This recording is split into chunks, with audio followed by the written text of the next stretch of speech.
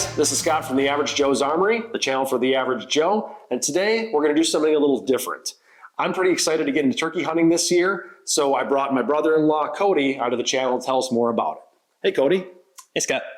Hi everyone, my name is Cody and I am Scott's brother-in-law. As Scott and I have gotten to know each other over the last couple of years, he's been able to teach me a lot about firearms and history, and I've been able to teach him quite a bit about hunting. So he wanted to invite me onto the channel to help kind of share some of that hunting knowledge with you as well. And today we're going to be talking about how to pattern a shotgun for a turkey hunt. Absolutely. I brought my Remington 1187 special purpose turkey gun out here. It's wearing bottomland camo, a 26-inch barrel, and we've got a Remington super full turkey choke in here as well. Semi-automatic shotgun, pretty typical for a nice turkey hunt, right? Great. Yeah, so the goal here today is to figure out specifically what shell that you want to shoot with this gun, and try to obtain the best pattern that we possibly can. So why is it important to pattern a shotgun and go through all this? Yeah, well, it's important to pattern a shotgun because basically every single gun plus choke plus shell combination, so a combination of those three things, is going to produce a different pattern. So just because you have a buddy who shoots a specific shell really, really well out of his 870 with the Carlson choke, it doesn't mean that that same shell is going to perform well in your gun. So you need to test it with your gun as well to make sure that it's also going to perform the way that you want it to perform out in the field. Okay. What kinds of things are you looking for, I guess, when selecting a turkey gun? Yeah, so for a turkey gun, there's a lot of things to consider. If we're just talking about patterning, the goal is to have the most dense pattern that you possibly can have, which is a lot different than a lot of other bird hunting, where you kind of want to have a more open pattern, especially for birds that are flying, because it's a little bit harder to hit birds that are flying. But with a turkey, it's standing still, so you can afford to have a much tighter pattern and still make a good shot on the bird. And you want to have as many BBs, as many pellets as you can inside that pattern for as far out as you can. So that's why we shoot a super full choke, to tighten up that pattern as much as possible. And the other way to get a really dense pattern is to just simply have more BBs or more pellets. That typically means that you're going to want to be shooting a bigger gun, so a 12 gauge over a 20 gauge, and a bigger shell, so a 3-inch shell over a 2 3/4, or if you can stomach the kick of a 3.5 incher, maybe shoot that just to add those extra pellets. Okay. When taking a look at specific shells, in terms of shot size and length and things like that, I guess, what are some good options for turkey hunting? Yeah, so typically guys have shot in the past lead shot, and not just any lead shot. Is either going to be a hardened lead or a copper plated lead. And the reason that you want to have that kind of a shell, and really any box of shells that says turkey shot on it, is going to have something like this. But the reason for it is because your standard lead shot, let's say, is in just your standard 7.5 shot that you're shooting at the range. As it travels down the barrel, the lead is going to deform a bit. It's going to soften. And when it leaves, that softened lead that's not in that perfect sphere anymore is going to flare out. That's the opposite of what we want it to do. We want to keep it in a nice tight pattern. So instead they either make some sort of a hardened lead that doesn't deform, or they plate it in copper so that it continues to fly straight and doesn't flare out as it's going down range. So that's one type of shot that you've got. The other type, and it's becoming much, much more popular, even though it's quite a bit more expensive, is tungsten shot. Now, tungsten is quite a bit more dense than lead, which essentially lets you shoot a smaller shot size that still has the same penetrating power or the same energy downrange as a larger shot size for lead. So when you're shooting lead, the general rule of thumb is that you would be shooting about a 5-shot to provide enough energy downrange at 40 to 50 yards, which is kind of the far end of a turkey range or turkey shot that you want to be shooting at. Okay. Mostly because at that point your pattern is spreading out quite a bit, and those pellets lose momentum. They lose the energy to actually penetrate and provide a lethal shot to a turkey's head. But if you're using tungsten shot, which is a denser material, you can have a smaller BB provide the same energy as a larger lead BB. So if you're shooting 5-shot lead, you would have the same energy downrange with a 7-shot tungsten. And the benefit there, staying with me through all this, is that the 7-shot tungsten, you can fit a lot more 7-shot into a shotgun shell than you can a 5-shot. So you're going to have more BBs downrange that are providing the same energy, so you're going to get a denser pattern. Federal sells something called heavyweight TSS, which is probably the preferred shot at this point for the really good turkey hunters out there. But it is quite expensive. I just looked before this. The 3.5-inch Federal TSS, and a lot of people shoot 9-shot with this actually. It's $107 for 5 shells. So you're talking $20 per shell, which is quite a bit. That is. But you can downsize a little bit with tungsten. I've seen guys that shoot turkeys with 410s in tungsten shot. A lot of guys shoot their 20 gauge with tungsten shot, and that reduces the price of the shell quite a bit as well. But I would say that lead shot and your standard turkey shot are still the most common or the most standard. Okay. Okay. Well, what kind of shot are we looking at using today? So I think you've brought a couple different turkey shells with us today. We have a Winchester Super X turkey, which is a 3-inch 5-shot lead. It's a copper-plated lead, shooting at a velocity of 1,210 feet per second. And then the second box that we have here is a Remington Nitro turkey, which is not copper-plated lead, but it's a hardened lead. And this is a 2 3/4-inch shell coming out at 1,260 feet per second and also shooting 5-shot. So these are your standard lead shots and not the really fancy tungsten shot.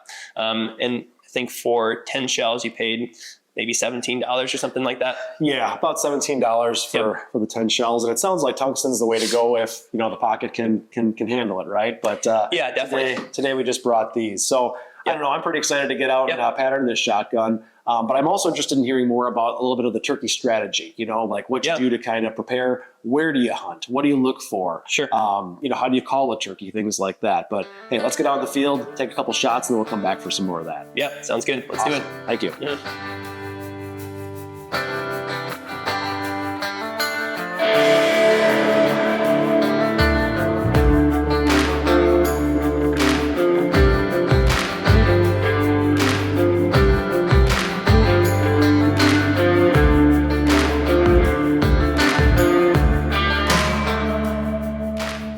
All right, guys, so we're out here ready to pattern the guns, and we've set up our target at 35 yards away. We set it up there for a couple reasons. One, that's a pretty standard length shot for a turkey that you're going to have out in the field. And two, that gets it far enough out where you don't have just hundreds of pellets inside your target. So it makes it a little bit easier to count and differentiate between these two shells to really pick which one is the better of the two. We're shooting today just in paper plates. We're doing that for a couple of reasons. One, they're really inexpensive, so you can shoot a whole bunch at different paper plates. And then two, these ones are a 9-inch circle. Standardly, guys will shoot at a 10-inch circle and count the pellets for their pattern in a 10-inch circle. These are pretty close, they're 9. But the real important thing is that they're always the same and that they're always a circle. And that just gives you a good idea of your circular patterns at different ranges. With that, we're gonna get shooting. So I think I'll let Scott take it from here. All right, so we've got 2 different types of shells that we're gonna be shooting today. I'm gonna actually start out here with the Remington Nitro Turkey. And these are going to be 2 3/4-inch shells, and they are 5-shot. So, like Cody said, we're going to basically take 3 shots with each, so we can get a pretty good read of what's going on.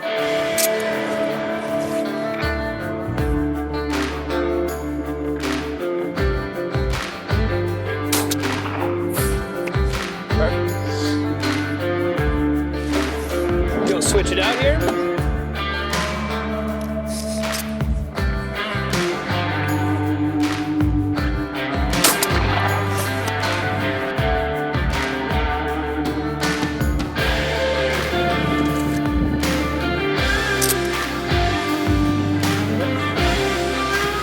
These?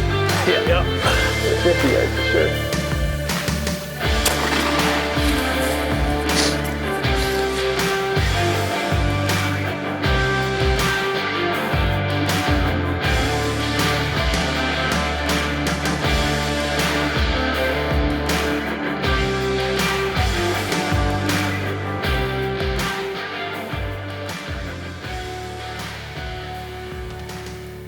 All right, guys, so we're back inside here after taking some shots in some blustery cold weather. That wasn't too fun, but It's chilly out there today. a little bit, yeah. Anyway, we have the results here. It looks like the Winchester had outperformed the Remington, a little bit ironically coming out of a Remington 1187. The Winchester performed a little bit better. Yeah, I think the same thing. Yeah, but that just kind of goes to show you different guns and chokes and shells just all perform differently in tandem together. So our final results were we took 3 shots with the Nitros, 3 shots with the Winchesters. We had an average with the Winchesters of 75 pellets in our 9-inch circle at 35 yards, and we had an average of 64 for the Remington Nitros. In addition, we also calculated something called the standard deviation, which is just a statistical calculation for how wide the variance was. And the Nitros also had less consistent number of pellets in the paper plates as well. So they had an average error, the plus or minus 11 pellets on that 64, and then the Winchesters had a plus or minus 8.6. So the Winchesters had more pellets, and they were more consistent over time as well. So I think they were the clear winner, although either one would still kill a turkey at 35 yards and do just fine. But in terms of optimizing, I think we're definitely going with the Winchesters here over the Nitros for this turkey hunt with your 1187. And it just goes to show, I mean, they were both 5-shot, right? But they did have different, they're different lengths. Yep. So we had a 2 3/4 on the Remington and a 3-inch on the Winchester. And then can you talk to us a little bit about velocity and the ounces? Yeah, sure. So the shot load or the ounces that are listed on here, the Nitros, because they're a little bit shorter, 2 3/4, they also had a smaller amount of shot in them. So 1.5 ounces of shot, so less BBs, versus the Winchesters, which are the 3 inches, and they had 1 7/8 ounces of shot. So there were more BBs in the Winchesters. So it doesn't really surprise me that the Winchesters outperformed them just from that standpoint. Additionally, on the velocity side of things, it looks like the Nitro turkeys are coming out a little bit faster than the Winchesters. Where that would come into play, it's not like, because it's a stationary target, it doesn't really matter how fast it's going out as far as like reaching the bird really quickly. But it does matter as far as the effective killing energy downfield. So maybe you might be able to stretch out your shot a little bit farther with the Remington Nitros because they're moving faster initially. So they're going to pack a larger punch at a longer distance. But really we're splitting hairs there at that point. And I don't think it's going to matter too much between 1260 and 1210 for feet per second. So yeah, I would feel pretty comfortable shooting these Winchesters. We also took 1 extra shot, not at 35 yards, but we stretched it out to 50 yards with the Winchesters after we kind of realized that they were performing better. And we dropped from that average of 75 pellets at 35 yards, moved 15 yards further out, and we ended up at 28 pellets at 50 yards, which is right on kind of the border of where I would feel comfortable shooting and killing a turkey. With 28 pellets in this zone, if you had a turkey head right down the middle, maybe you have 7 to 10 pellets that are actually striking the turkey's head or neck region in a lethal spot. And I want to make sure that that's above 5. Typically, 5 is the number that I've heard at least of pellets that you want to be hitting a turkey's head. You can kill a turkey with 1 single BB if you hit it in just the right spot. But to be safe, you want to have 5 that are hitting the head and neck region. 28 in this region. Like I said, maybe you have like 7 to 10 that are actually hitting the turkey's head. So I wouldn't stretch it much past 50. And also past 50, you're kind of reducing the velocity of your pellets enough where it's not going to have the penetrating power to actually go in and kill the turkey. So I would put 50 at about your yardage limit as well. Yeah, absolutely. So, other thing that I thought was interesting is just, different environments, right? So, I mean, depending on, today we were talking about how cold it was outside. Yeah. We also had a pretty strong wind, blowing across the field. Yep. So, just keep in mind, that's another good reason why we probably took multiple shots, right? Because we wanted to get a feel of our environment as well. Yeah, I think the first Winchester shot, the first shot that you took overall, it only had 29 pellets in it. And that was because we were set up at 35 yards, really windy, and you were set up totally standing up instead of kind of kneeling down and bracing yourself a little bit more. And the pattern moved quite a bit left. We could see that on the sheet that we were shooting at. So anyway, we compensated for that moving forward and got a much more consistent grouping after that. Yeah, absolutely. And that's just it, as it depends on the different application. Like I've been pheasant hunting, before, and obviously you're standing, you're walking through a field. Whereas this, obviously a lot better pattern in a kneeling position. Yep.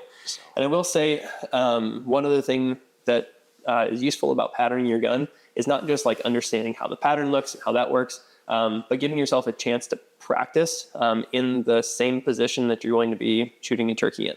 Oftentimes you're sitting, sometimes you'll have a little rest, sometimes you'll be resting on your knee, but it's different than shooting skeet or something like that where you're standing and swinging a gun. It's quite a different feel, so it gives you a chance to actually practice shooting a gun in the same way that you're going to shoot the game that you're after. I definitely felt that today. Yeah. Sporting clays and pheasant hunting and things like that, I'm walking around, I'm standing up, swinging my gun back and forth, whereas this was a little bit different being in a kneeling position or I'd imagine a sitting position. Yep. So definitely I agree. It was good to go out there and actually practice before you go out there. Yeah, useful exercise in all sorts of ways. For sure. I think we got a little bit of time left here, and I wanted to just kind of talk about strategy, right, in turkey hunting. A couple questions I had right off the bat. I guess I'll just start out. In terms of like scouting, where are we going to find these turkeys? Yeah, so turkeys live in a lot of places. Typically, turkeys are fairly close to some sort of an agriculture area. They could be, especially in the spring, the gobblers are wanting to show off. They are all fanned out, so they've got their big tail feathers sticking out. They're gobbling, they're strutting around and puffing themselves out, and they're showing off for the ladies. If they're doing that in a dense woods, they're not going to be able to attract the attention that they would out in the field. So a lot of times early in the morning, these turkeys are going to look for an open field to be strutting in, to be gobbling in. So that's where you're going to see them a lot of times in the spring. But that doesn't necessarily mean that's where you want to hunt them.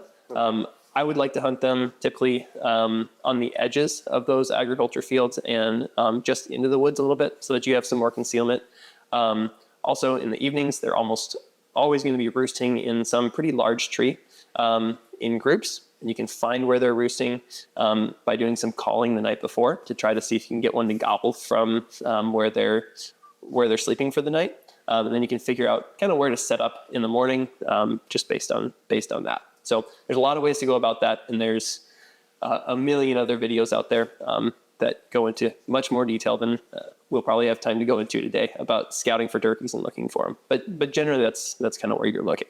Okay. Anything else that's important for us to know? I know I've you and I've heard you do the turkey call. Yeah. You want to talk to us a little bit about, looking forward, like the different kinds of turkey calls and what to look for? Yeah. So if you're just starting out, I think box calls are the easiest to operate. They make a nice realistic sound. You hold them and you're using two hands to do it. And anyone can pick it up and get pretty proficient at it with just a little bit of practice. The next step up from there might be a slate call, which I think guys think are a little bit more realistic as well. And you can add a few more types of notes like a purr and some other notes that are difficult to do on a box call. And probably the next step up from there are diaphragm calls, which are my favorite to use. They're an insert that go into your mouth and they're totally hands-free. So you can have both hands on a shotgun and also be calling at the same time. And I think you have the largest range of notes that you can hit with those diaphragm calls. But they absolutely take the longest to get used to, and they're the hardest to learn. So I would recommend starting working on those really as soon as possible. But if you're just starting out, pick up a box call, and it's going to do the job. Yeah, well, thank you, Cody. I really appreciate you coming on the channel here today. We covered a lot of information. We took a look at, what kind of gun to be looking at, what kind of choke to be looking at. We talked about why we pattern a shotgun, how to pattern a shotgun, what kind of shells to look for. And Cody also shared a little bit with us about the best practices for scouting, to kind of prepare for that hunt. And then also what kind of calls are available and a little bit about the pros and cons of those calls. So I know we covered a lot of information today, guys. I know I'm excited to get out there and do some turkey hunting.